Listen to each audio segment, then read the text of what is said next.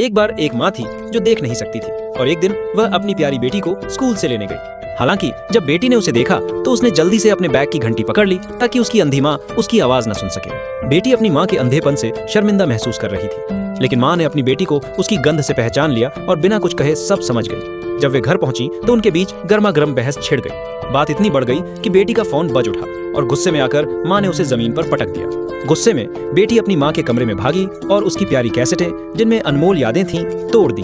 ये बहस तब तक बढ़ती गई जब तक कि बेटी घर से बाहर नहीं निकल गई। उसके माता पिता पूरी रात उत्सुकता से दरवाजे पर नजर रखते रहे, इस उम्मीद में कि वह वापस आ जाएगी। सुबह हुई लेकिन वह कहीं नहीं मिली।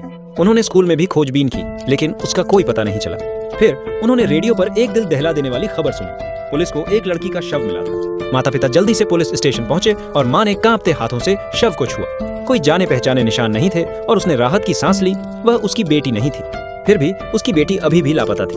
अपनी माँ की बात न मानते हुए भी बेटी अपने प्रेमी के साथ दिन बिता रही थी, मानो उसके माता पिता अब उसकी जिंदगी का हिस्सा ही न रहे हों। एक रात वह चुपचाप घर लौट आई। उसके माता पिता वहाँ नहीं थे और उसका ध्यान टूटे हुए कैसेटों पर गया।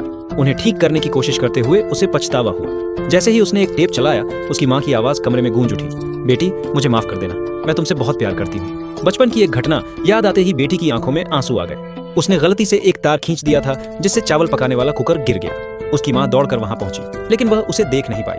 माँ फिसलकर चावल पर गिर पड़ी लेकिन तुरंत अपनी बेटी को उठाकर अस्पताल ले गई। बेटी का हाथ हल्का सा जल गया था लेकिन माँ खुद को ही दोषी मानती रही। रिकॉर्डिंग में माँ लगातार माफी मांगती रही।